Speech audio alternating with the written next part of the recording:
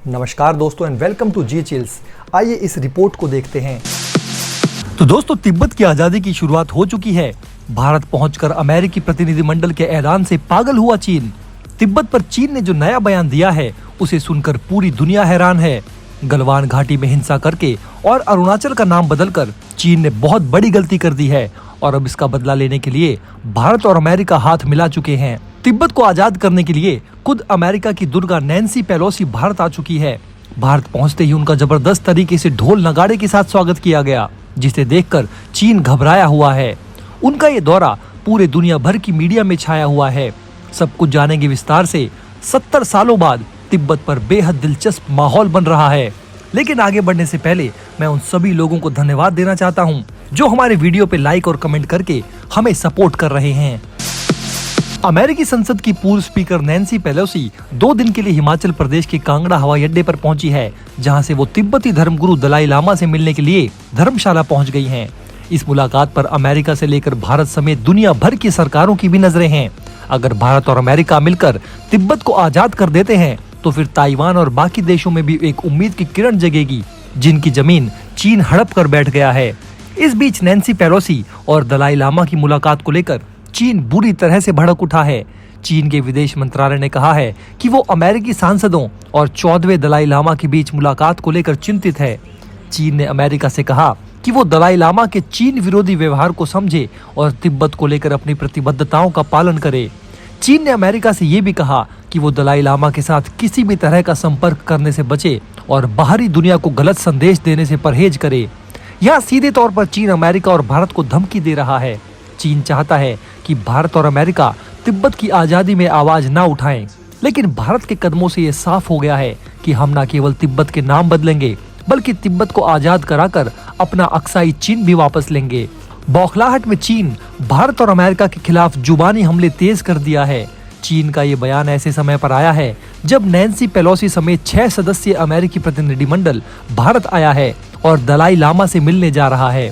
Nancy Pelosi ने हिमाचल प्रदेश पहुंचने के बाद कहा, मैं यहां आकर रोमांचक महसूस कर रही हूं, लेकिन इनका ये बयान चीन को मनहूस बना दिया है। ये वही नैन्सी पेलोसी है जिनके संसद के स्पीकर रहने के दौरान ताइवान जाने पर चीन भयंकर गुस्सा हो गया था और ताइवान को घेर लिया था। लेकिन अमेरिका की इस शेरनी ने ठान लिया है कि तिब्बत और ताइवान को संपूर्ण आजादी दिलाकर ही दम लेंगे। अगर तिब्बत आजाद हो जाता है तो ये भारत की सुरक्षा की दृष्टि से सबसे महत्वपूर्ण कदम होगा। मैं आपको बता दूं कि नैन्सी पेलोसी अकेले भारत नहीं आई हैं, बल्कि उनके साथ बेहद ताकतवर हाई प्रोफाइल लोग भी भारत आए हुए हैं। नैन्सी पेलोसी के साथ विदेश मामलों की समिति के अध्यक्ष माइकल मैककॉल, संसद की विदेश मामलों की समिति के वरिष्ठ सदस्य ग्रेगली डब्ल्यू मीक्स भी मौजूद हैं। नैन्सी पेलोसी का ये दौरा ऐसे समय पर हो रहा है जब दलाई लामा अमेरिका के दौरे पर जाने वाले हैं। वहां उनके घुटने का इलाज होना है। ये अभी स्पष्ट नहीं है कि वो अमेरिका में बाइडेन सरकार के किसी अधिकारी से मिलेंगे या नहीं।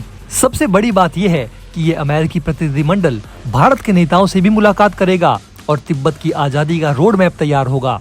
अगर अमेरिका ने तिब्बत की आजादी के लिए लड़ाई शुरू कर दी है तो फिर ये काम होकर ही रहेगा। भारत पहुंचने वाले अमेरिकी सांसद मैककॉल ने पिछले दिनों कहा था कि भारत दुनिया का सबसे बड़ा लोकतंत्र है और अमेरिका का एक महत्वपूर्ण रणनीतिक साझेदार भी है। उन्होंने कहा, मैं सरकारी अधिकारियों और अमेरिकी व्यापार समुदाय के साथ बैठक करने के लिए उत्सुक हूं, ताकि ये जान सकूं कि हम भारत के साथ अपने संबंधों को कैसे मजबूत बना सकते हैं। मैककॉल ने कहा, मैं दलाई लामा से मिलने का अवसर पाकर सम्मानित महसूस कर रहा हूं। तिब्बती लोग लोकतंत्र प्रेमी लोग हैं जो अपने धर्म का स्वतंत्र रूप से पालन करना चाहते हैं। इस यात्रा से अमेरिकी कांग्रेस में तिब्बत के भविष्य के बारे में अपनी राय रखने के लिए मदद मिलेगी। अमेरिकी प्रतिनिधिमंडल की दलाई लामा से मुलाकात ऐसे समय में होने जा रही है जब अमेरिकी सेनेट ने हाल ही में तिब्बत को लेकर एक नए बिल को मंजूरी दी है। इस बिल के जरिए अमेरिका तिब्बत पर चीन के दावे को चुनौती देगा। हमने आप सभी को अपने पिछले वीडियो में बताया था कि अमेरिकी संसद में 12 जून को तिब्बत से संबंधित बिल पारित हुआ। इस बिल का नाम रिजॉल्व तिब्बत एक्ट है। अमेरिकी संसद के दोनों सदनों में इस बिल को मंजूरी दी गई है और अब इस पर अमेरिकी राष्ट्रपति जो बाइडेन अंतिम साइन करने जा रहे हैं। इस बिल के तहत तिब्बत को लेकर चीन के फैलाए दुष्प्रचार से निपटने में मदद मिलेगी। नैन्सी पेलोसी की भारत यात्रा के दौरान उनका दलाई लामा से मिलने पर चीन तिलमिलाया हुआ है। भारत में चीनी दूतावास के प्रवक्ता ने कहा कि चीनी सरकार धार्मिक विश्वास की स्वतंत्रता की नीति का पालन करती है, लेकिन विद्रोह को कतई बर्दाश्त नहीं करेगा।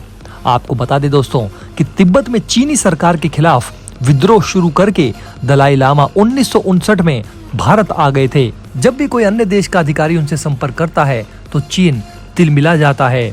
जानकारों के मुताबिक इस बिल के लागू होने से चीन को कड़ा संदेश जाएगा कि दलाई लामा और तिब्बती प्रेसिडेंट पेम्पा त्सेरिंग ही तिब्बत के लोगों के प्रतिनिधि हैं।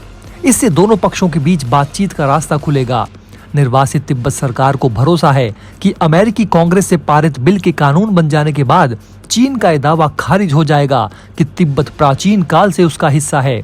इसी कारण ये बिल बेहद इम्पोर्टेंट माना जा रहा है। नैन्सी पेलोसी के दलाई लामा से मुलाकात करने से तिब्बत की आजादी के लिए लड़ रहे लोगों को प्रोत्साहन मिलेगा। इससे पहले 2008 में पेलोसी ने धर्मशाला में दलाई लामा से मुलाकात की थी और तिब्बत पर चीन के कब्जे की निंदा की थी। अपनी धर्मशाला यात्रा के दौरान नैन्सी पेलोसी ने कहा था कि तिब्बत में मानवाधिकारों की रक्षा के लिए अमेरिका अपने अभियानों को जारी रखेगा। वो लंबे समय से तिब्बत की आजादी का समर्थन करती आई हैं। नैन्सी पेलोसी ने ही the Tibet policy act pass करने में मदद की थी। 2019 में अमेरिकी संसद में द तिब्बत पॉलिसी एक्ट पास हुआ था। एक्ट के जरिए अमेरिका तिब्बत की पहचान को बचाने की आवाज उठाता है।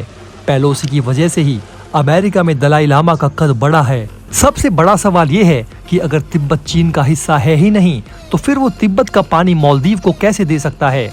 इसी प्रकार अगर पीओके पाकिस्तान का हिस्सा है ही नहीं तो फिर चीन वहां से CPEC प्रोजेक्ट कैसे बना सकता है।